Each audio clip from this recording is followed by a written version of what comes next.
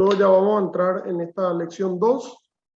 La idea es terminar la misma para ir avanzando en el programa. Refrescando un poco, derecho a la integración es una rama autónoma del derecho que estudia a lo que son los procesos de integración, estos procesos tan particulares que ocurren entre distintos estados que tienen situaciones en común, como ser la proximidad geográfica y problemas en común, y tienen también una relación comercial o una posibilidad de afianzar esa relación comercial. Entonces, el derecho de integración estudia estos procesos de integración que tienen varias formas. Existen las muy desarrolladas y las no tan desarrolladas. Y a su vez estudia a las instituciones de estos procesos y a la normativa que emanan esas instituciones. Esto tiene toda su particularidad y como rama autónoma del derecho vamos a ir entrando en eso.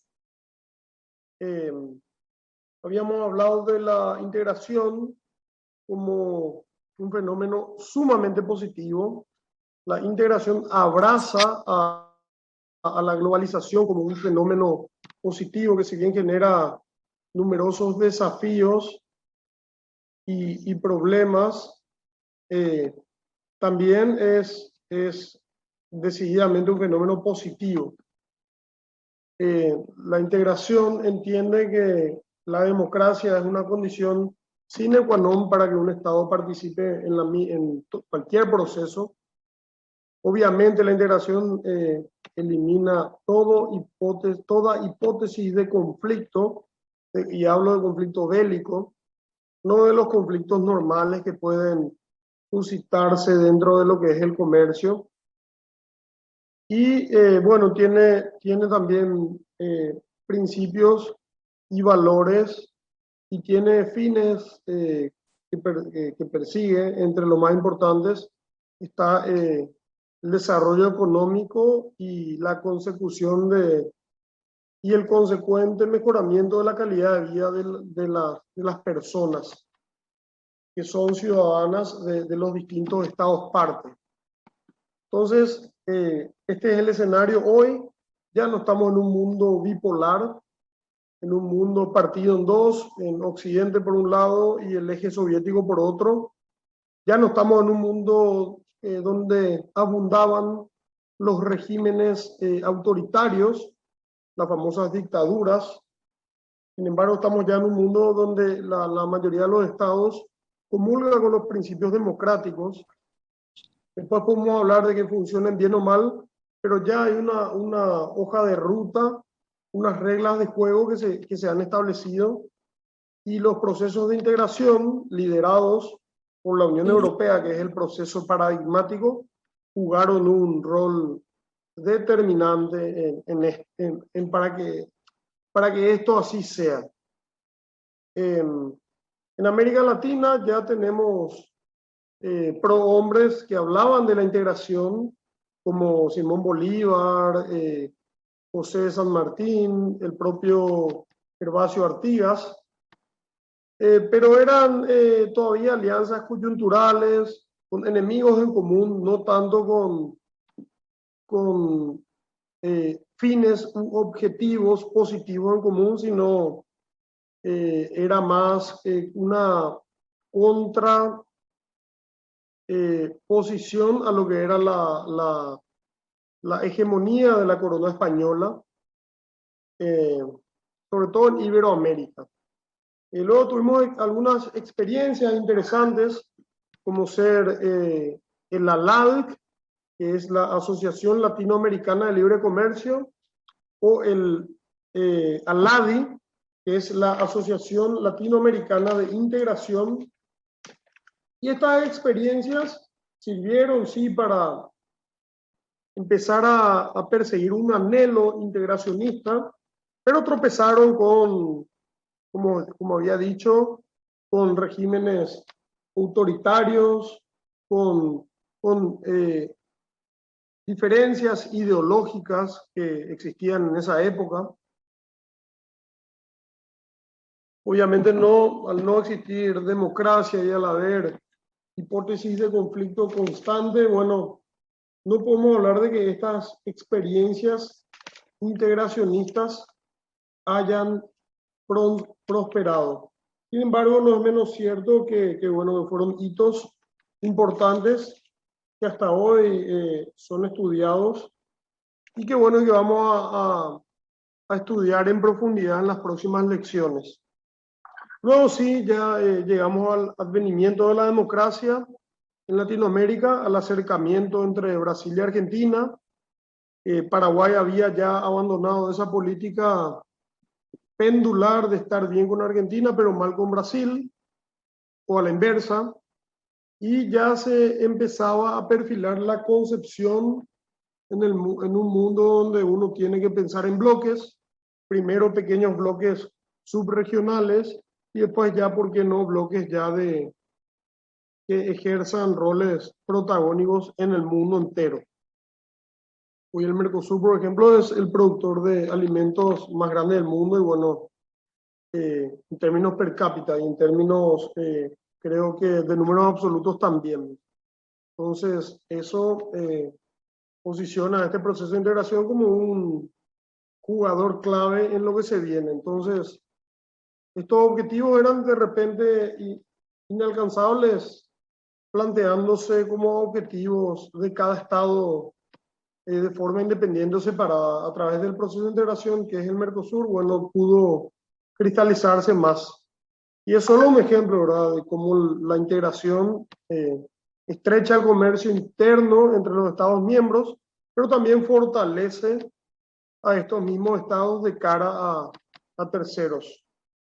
El contexto también mundial, habíamos hablado del contexto histórico, habíamos hablado incluso desde la formación de los estados modernos como hoy la conocemos, después del primer tratado de Versalles, pero vamos ya al contexto de la post-Segunda Guerra Mundial, Europa devastada. En 1945 ocurrió algo que se llamó la Conferencia de Yalta, donde Eisenhower, Stalin y Churchill se sientan a ver qué van a hacer con ese mundo posguerra, con ese nuevo orden mundial que empezaba recién a perfilarse, bueno, y en ese contexto Alemania Occidental, que era la mitad de Alemania que estaba de este lado del muro de Berlín, Italia, Francia, el Benelux, que es Bélgica, Netherlands, que sería el Reino de Holanda, de los Países Bajos, y Luxemburgo, crean lo que es la CECA, la Comunidad Económica del Carbón y el Acero, que luego fue evolucionando. Hablamos también de que el carbón y el acero son bienes clave en esa etapa de la historia humana.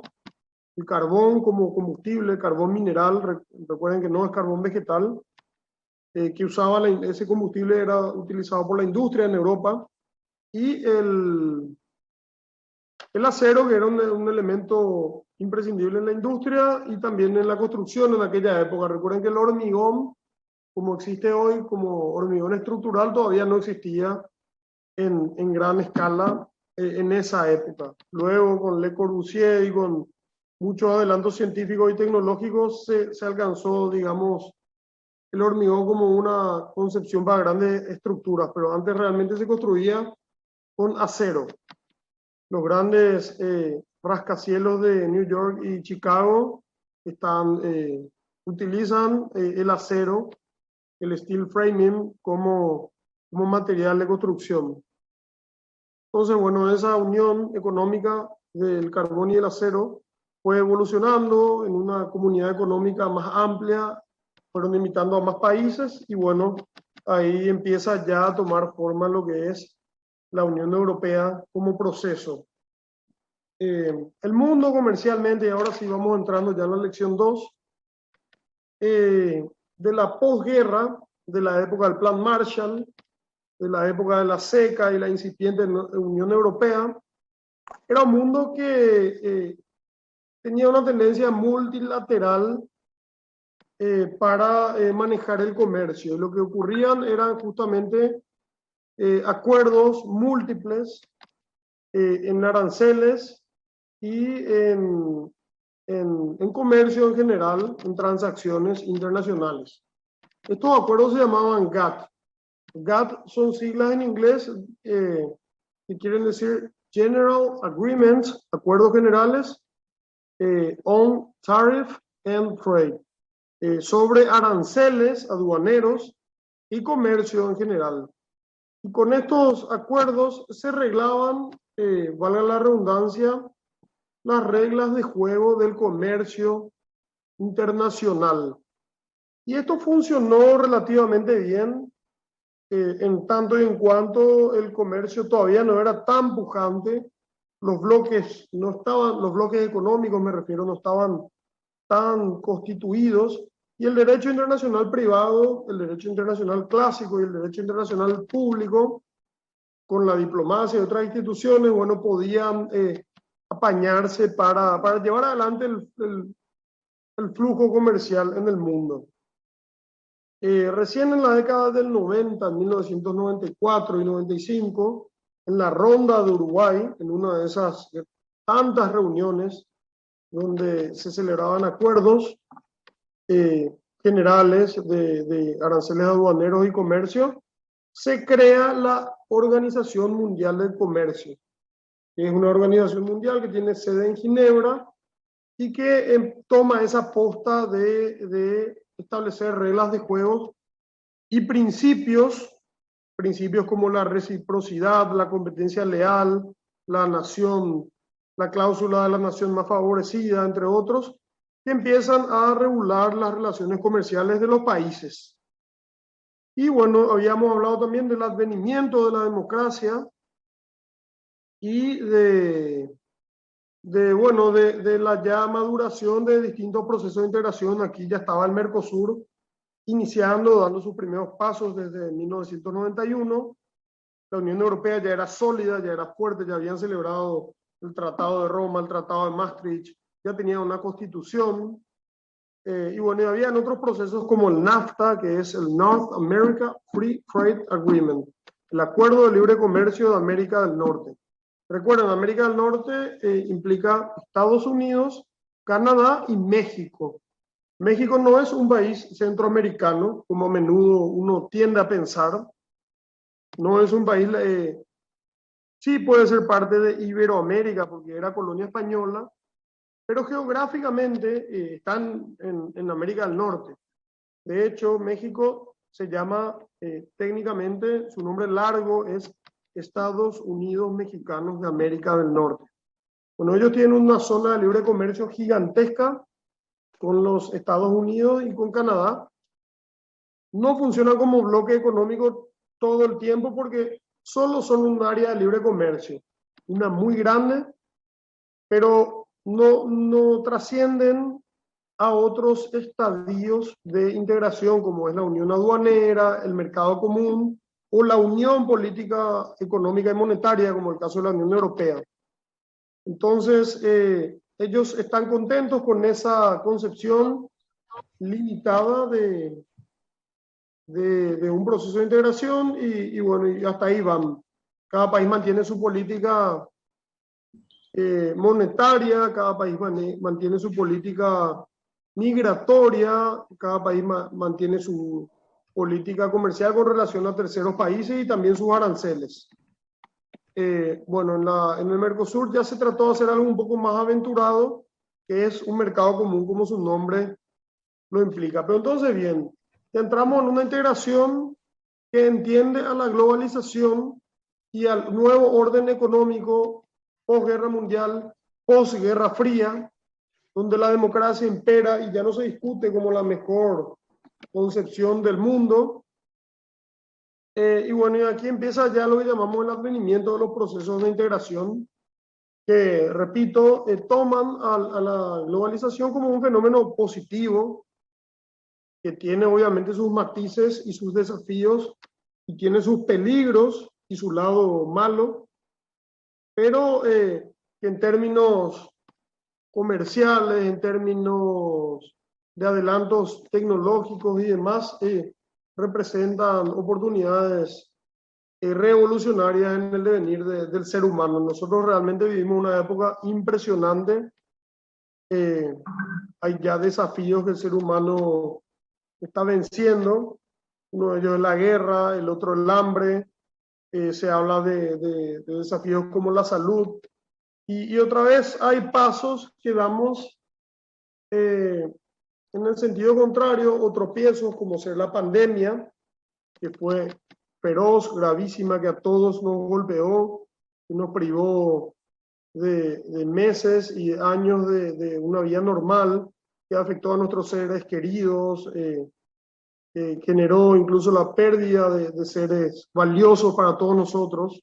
Estoy seguro que todos de alguna forma sufrimos, pero en términos comparativos, la pandemia hace un siglo hubiese sido mucho más mortífera, como fue el caso de la gripe española. Entonces, bueno, podemos hablar de que la globalización propició a través del comercio, por ejemplo, como es el caso de las vacunas, propició soluciones, asumiendo que la globalización también fue un gran catalizador de la pandemia, de esa explosión tan rápida que hubo.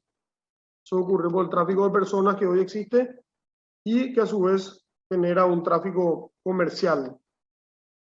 Ya no hablamos tampoco, ya no hablamos del tráfico de personas o del tráfico de mercaderías como el único parámetro para lo que es el comercio internacional, porque existe lo que llamamos el e-commerce y bueno, incluso el blockchain, que serían las criptomonedas, que vuelven a poner el comercio en un plano ya más en el éter. Y bueno, y eso todo coadyuva a lo que es el concepto de globalización que habíamos comentado en la clase pasada, que es la eliminación de las barreras y de la distancia gracias a un componente tecnológico. Entonces, esta materia aborda ese fenómeno. Primero, no lo evalúa como algo bueno o malo en sí, lo tiene como un fenómeno esporádico, irreversible, y trata de tomar el toro por las astas y trata de ver lo positivo que tiene la globalización, haciendo una salvedad de lo negativo que también tiene, y pone el comercio internacional y los motores económicos como primer catalizador y para bueno, generar un andamiaje jurídico nuevo en este nuevo orden económico internacional. Habíamos hablado que existían ideas proteccionistas anteriores que, bueno, vinieron ya de una herencia del mercantilismo, que asumían al mercado como un juego de suma cero, en el cual si yo gano, necesariamente vos tenés que dejar de ganar o vos tenés que perder. Y se veía al país vecino como adversario económico. Se frenaba en lo posible las importaciones de esos países o se ponían barreras arancelarias, es decir, aranceles altos, o distintas barreras administrativas, o se subsidiaba a la industria local. Y con esto, bueno, con esto se obviamente aumentaba la posibilidad de estar en una permanente hipótesis de conflicto que luego desencadenó en dos guerras mundiales nefastas y trágicas para la humanidad. Y bueno, y esa concepción proteccionista, yo les pido si alguien tiene ganas de ensayar una suerte de definición, que por favor active su micrófono, así hacemos un poco más participativo. Este fenómeno proteccionista, que como dijimos era un conjunto de medidas adoptadas para favorecer a sus industrias locales que los países toman para desarrollar artificialmente riquezas a través del intervencionismo, fue siendo desplazado por otra concepción. Y ahí sí me detengo y les pregunto a ustedes, ¿qué fue lo que va desplazando al proteccionismo? El guitarrista, uno es hombre había sido. Del fondo y tiene una verdad.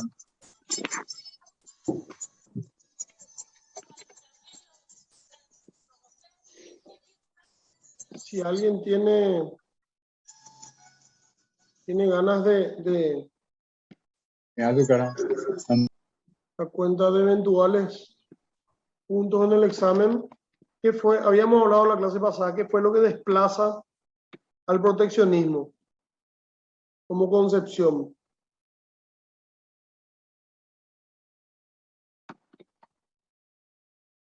Bueno, lo que desplaza al proteccionismo es el libre cambio, el libre comercio, el free trade, esa concepción mundial de que los mercados tienen que abrirse lo más que se pueda, los aranceles tienen que eliminarse en lo posible y el consumidor tiene que estar en el sitial de privilegio y tiene que elegir los productos que mejor le vengan, a riesgo de pagar obviamente costos logísticos en mayor medida, pero ya no con una intervención artificial. El proteccionismo también tiene sus detractores porque representa complicaciones sobre todo para las naciones en desarrollo que no tienen industrias pujantes con mucha tecnología, entonces compiten en desigualdad con respecto a los países desarrollados. Pero tiene un montón de beneficios, entre los cuales podemos, ya habíamos contado, que permite al consumidor elegir entre los bienes los productos más baratos y de mejor calidad, no crea distorsiones en el mercado, no crea situaciones de monopolio o de oligopolio, y bueno, eso redunda en motores económicos más sofisticados y en relaciones económicas más sanas, más permeables. Entonces el mundo abandona el criterio proteccionista que usaba aranceles, impuestos artificiales, premios a los exportadores, exenciones tributarias a los exportadores, subvencionaba a industrias locales, había también barreras técnicas o restricciones no arancelarias, barreras sanitarias, y bueno, y lo que buscaba era favorecer a la industria local porque entendía que era un motor de la economía interna, un generador de empleo, pero obviamente distorsionaba el mercado, solucionaba problemas a corto plazo, pero presentaba otros desafíos más complicados a mediano y largo plazo. Entonces se abandona esta cosmovisión económica que tiene obviamente toda un ala jurídica detrás en favor del libre comercio. Y el libre comercio lo que busca es la libertad absoluta para comerciar, busca suprimir las trabas y los impuestos y busca migrar entonces hacia un mundo más globalizado, más integrado. No son casualidad estos dos términos que estoy utilizando en favor de un mercado más amplio. Yo si soy un fabricante de zapatos, a mí me conviene tener mercados más amplios, como por ejemplo el mercado del Mercosur entero para mi mercadería. Me va a obligar, es cierto, a ser más competitivo, a tener mejores precios y más tecnología y un producto mejor, pero me abre otras posibilidades. Y yo en vez de emplear a 100 personas, puedo terminar empleando a 1000. Entonces esa es un poco la discusión que hay entre los proteccionistas y los libre cambistas. Y bueno, el tiempo le dio la razón a los libre cambistas, al libre cambio, al libre comercio, entendiendo al mercado como con la concepción económica, que es el lugar donde concurren la oferta y la demanda. Y bueno, y hay un montón de reglas que son espontáneas, que se basan en principios, como el principio de la ley de la oferta y la demanda o la mano invisible que regula el mercado. Y lo que se busca es controlar, pero no intervenir de forma exagerada. Esa es más o menos la concepción. El mercado anteriormente tenía una concepción más geográfica, más jurídica, como un territorio dentro del cual uno ofrece determinadas mercaderías. El mercado paraguayo, o el mercado de abasto, o el mercado 4, o el abasto norte. Un lugar físico donde uno ofrece distintas mercaderías. Bueno, Hoy en día esta acepción se sigue utilizando, obviamente, pero ya cuando hablamos de mercado, existen factores disruptivos, le voy a mostrar algunos, como son el e-commerce, las criptomonedas, el blockchain, el Internet de las cosas también, que bueno, que cambian la definición de mercado o la idea de mercado que teníamos, y hoy nosotros consumimos productos que se generan en todo el mundo. Y hoy en día el valor agregado está dado por el componente tecnológico, por las patentes. Nosotros consumimos productos como ser contenidos por streaming, por Disney Plus o por Netflix. Esos son productos que nosotros hoy consumimos, que son intangibles quizás con respecto a lo físico. Antes estábamos más acostumbrados a comprar el video VHS o el DVD o Blu-ray y era más afín a la concepción que teníamos de comercio y flujo comercial. Hoy en día todo eso se está redefiniendo. Y bueno, esta materia lo que trata es de ir un poco por delante de eso.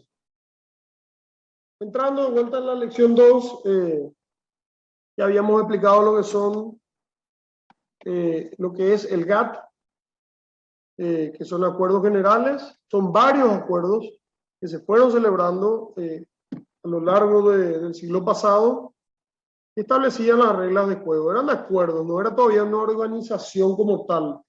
Luego eso evolucionó hasta tomar forma como Organización Mundial del Comercio, que habíamos hablado que fue el resultado de la Ronda de Uruguay con sede en Ginebra.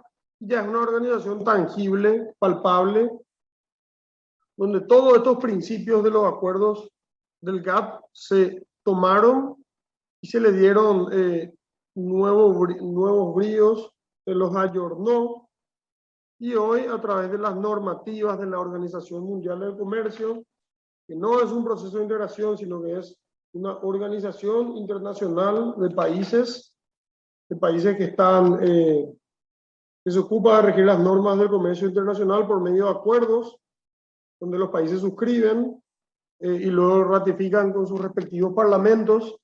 Y como se pueden dar cuenta, esto usa mucho el mecanismo de derecho internacional clásico. Lo que busca es garantizar, ¿verdad?, los intercambios y la fluidez y previsibilidad y libertad en el comercio, ¿verdad? Eso a su vez tiene enormes beneficios para propiciar el comercio, para eliminar hipótesis de conflicto y para establecer, en fin, reglas claras en cuanto al comercio. No tiene nada que ver con la ONU. La ONU es otra cosa, es una organización de gobierno mundial que lo que busca es cooperación internacional en asuntos de derecho internacional, valga la redundancia, y busca ser un foro de discusión de gobierno mundial donde todas las naciones civilizadas, democráticas, que respeten los derechos humanos, los estándares económicos aceptados, bueno, tengan ahí un espacio, una voz, un voto. Entonces son cosas distintas. La Organización Mundial del Comercio, como su nombre lo dice, es bien comercial. Y la ONU va más por el gobierno mundial. Y la ONU tiene brazos económicos, eso sí. Tiene el Fondo Monetario Internacional y tiene el BIRF, que luego pasó a ser el Banco Mundial. Pero bien, hablemos un poco más de los principios que se establecen en la Organización Mundial del Comercio. Uno, el más importante, es el de la liberalización del comercio, perdón, y se abandonan las ideas proteccionistas, sectaristas, limitadas, que veían a la economía como un juego de suma cero, que veían al vecino como un adversario al cual había que derrotar, y se busca eliminar esas barreras. Y al contrario, mi vecino pasa a ser un mercado en el cual mis productos pueden perfectamente ser vendidos. Y a su vez, mi vecino pasa a ser un posible yo paso a ser también un posible consumidor de los productos del Estado vecino. Y ahí entra a tallar la calidad de los productos y bueno, yo como consumidor, esa libertad de optar por lo que más me viene en gana, por poner un término coloquial, y que yo pueda permitirme, ¿verdad? Entonces, bueno, no se elimina obviamente el sobrecosto logístico, pero sí se busca la eliminación de barreras arancelarias en un proceso de integración y en el marco de la Organización Mundial de Comercio se busca establecer principios y reglas de juego claras. Otro principio importante es la no discriminación, la reciprocidad, el principio de la nación más favorecida, que son todos tratos de igual a igual que uno busca tener como nación y que realmente favorece mucho a los Pero, particulares y a los estados en el mundo del comercio, donde si no existieran estos espacios, estos foros, ocurriría lo que ocurrió históricamente antes en la época del mercantilismo, de la colonización, que lo que buscaba el más grande, el más poderoso, era expoliar los recursos del más pequeño y más vulnerable. Y hoy con estos nuevos mecanismos, uno puede tratar de estar en planos de relativa igualdad con estados más grandes. Obviamente no vamos a ir profesor, nunca. Sí, una adelante. consulta, como que estoy un poco confundida. ¿Los acuerdos de la OMC es lo mismo? O sea, ¿la OMC es lo mismo que GATT o son diferentes? Son diferentes. El GATT existe antes y se ocupaba antes de establecer las reglas y los principios del comercio a nivel mundial. Era multilateral y eran muchos acuerdos que se iban celebrando y que se iban adoptando. Luego eso tomó forma, evolucionó y pasó la Organización Mundial del Comercio recién desde el 95, desde el 1 de enero de 1995, a establecer esos principios y reglas. Pero ya con una organización, una asociación más tangible, una organización internacional ya. Pero todavía la OMC no es un proceso de integración. Va por otro canal, va en paralelo. El proceso de integración otra vez es otra cosa. El proceso de integración es NAFTA, Mercosur, Unión Europea, esos son procesos de integración. Y va más por un tema de bloque y por un tema de eliminación de aranceles y de estrechamiento de lazos. No sé si respondo a tu pregunta a priori. No Sí, profesor, pretendo, muchas gracias. bueno, a las Era nada más órdenes. para seguir con Sí, el contenido que tengo y para ir anotando también. ya, muy bien. Cualquier otra Gracias. intervención de cualquier estudiante o de la compañera Álvarez es bienvenida, porque a nosotros nos sirve también para reforzar el contenido. Entonces, estos principios buscan, buscan eso, buscan establecer reglas de juego claras. Y seguimos un poco acá, bueno, habla de lo que son estas organizaciones, el GATT, la Organización Mundial del Comercio, sus principios, y cuál es la implicancia que tiene en los procesos de integración regional. Y bueno, y hablamos otra vez de que el regionalismo, los procesos de integración, lo que busca es crear puentes, generar lazos entre estados que tienen proximidad geográfica y necesidades en común que pueden ser económicas, pero pueden también pueden trascender ese plano. Y ahí hay ejemplos, la Unión Europea, el NAFTA, el Mercosur, otros, ¿verdad? Lo que busca ahí es crear espacios económicos, bloques multilaterales ya a nivel mundial, donde bueno, el comercio tenga más chance a través del libre intercambio, del libre tránsito de personas, de bienes, de servicios, de capitales. Y bueno, y eso lo que busca es generar bienestar, generar intercambio, generar riqueza.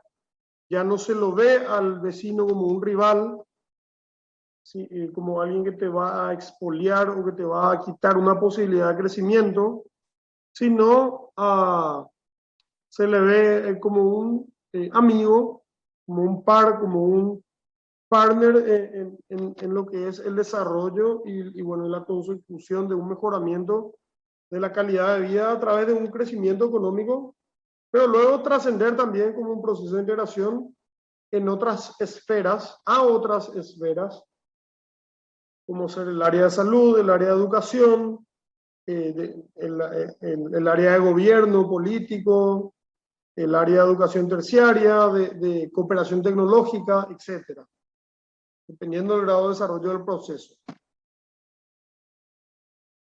Y bueno, y empiezan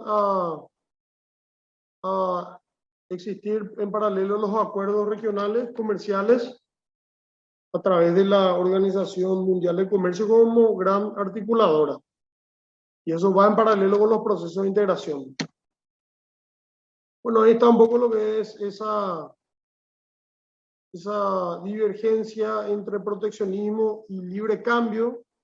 Hablamos bastante de eso.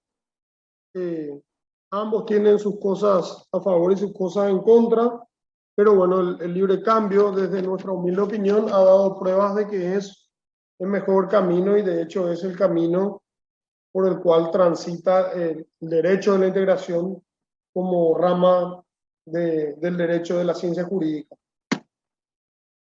Hablamos ya de la globalización también, de que es un fenómeno esporádico, creemos que es irreversible, y bueno, y lo que podemos hacer es tomar el toro por las astas, ver lo positivo que tiene este fenómeno, tomar precauciones con respecto a lo negativo y tratar de usar este fenómeno como un escenario, como una coyuntura favorable para la consecución de los objetivos que tenemos comerciales, de desarrollo integracionista, etc.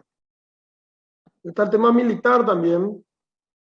Sigue siendo importante en el mundo del poder, en el mundo de los grandes actores, el tema militar. Pero, perdón, ¿alguien quería comentar algo?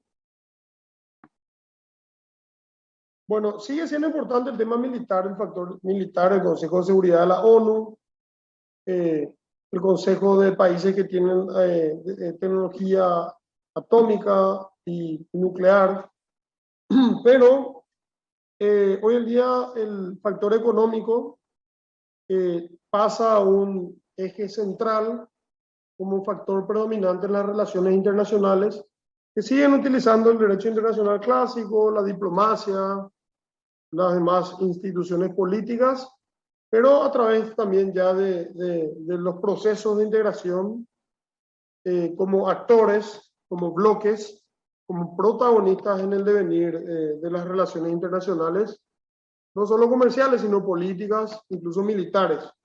Tal es así que hoy en día la Unión Europea puede celebrar tratados con Estados miembros, con otros estados, terceros estados, o con otros bloques, y bueno, y crear así una nueva trama de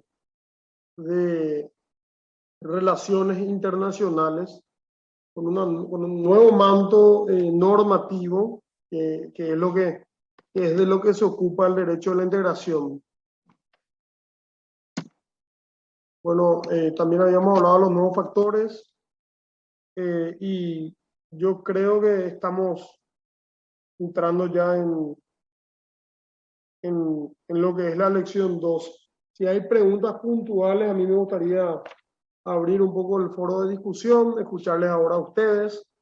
Si tienen alguna duda, este contenido yo lo voy a compartir con los delegados. También ustedes van a tener esto y mucho más, ¿verdad? Para lo que es la lección 2.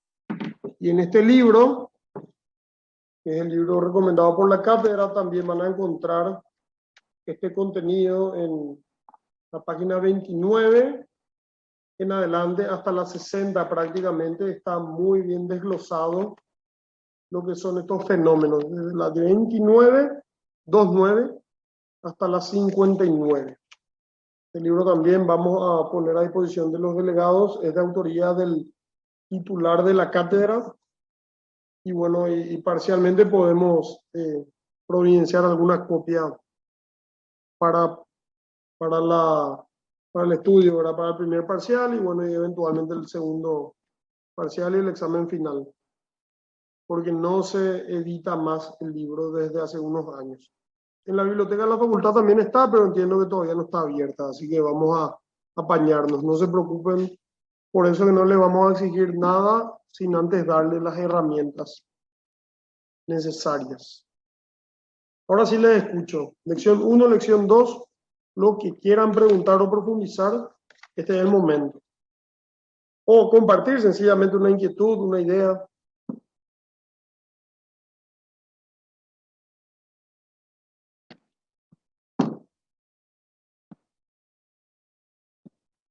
Voy a mirar el chat si hay alguna consulta. Muchas gracias a los que van asentando sus datos. Nosotros tomamos nota luego.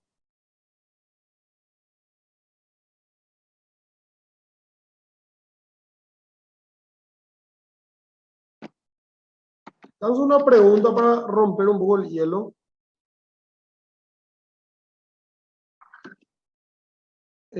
Muchas gracias, Lucas, nuestro delegado. Tanto él como Nicolás, la verdad que muy formidables, muy atentos. Estamos en estrecha comunicación con ambos, así que cualquier cosa también pueden canalizar a través de ellos. ¿Alguno fue antes de que venga la pandemia y todo esto, alguno fue en los últimos tiempos al Brasil, a la Argentina o al Uruguay?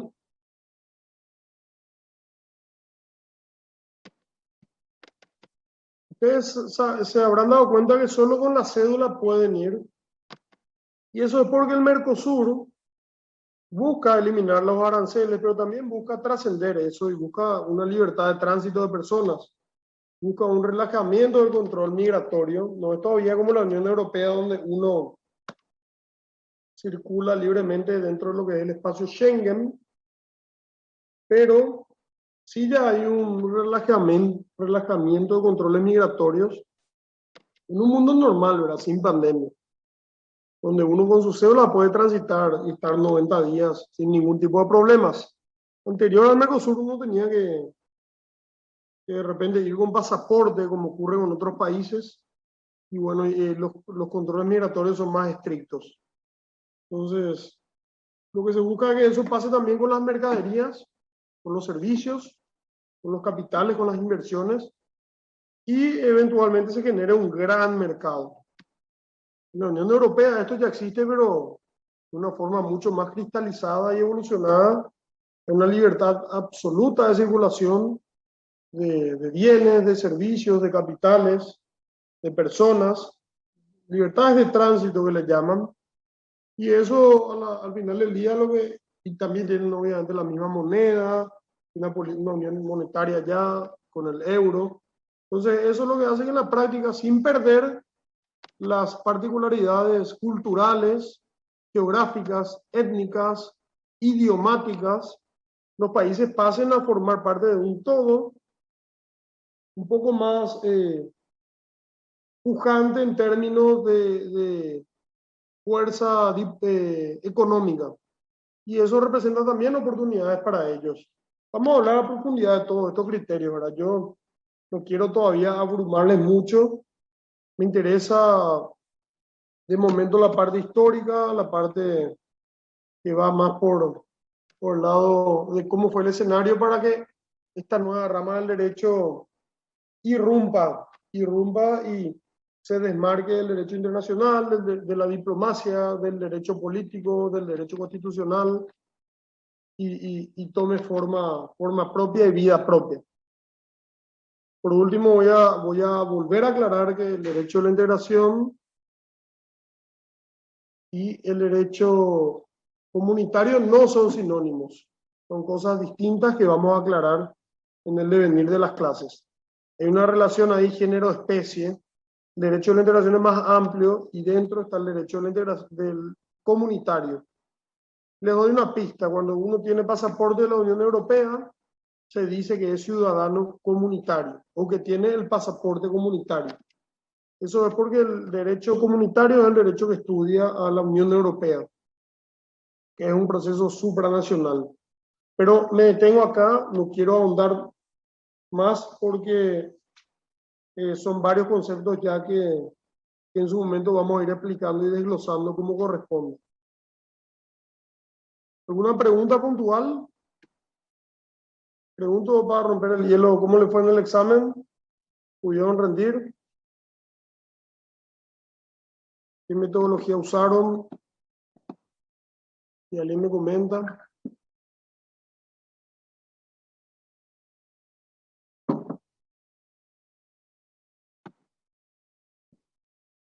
Bien, estuvo doctor. Por suerte fue corto. 10 preguntas nomás fueron.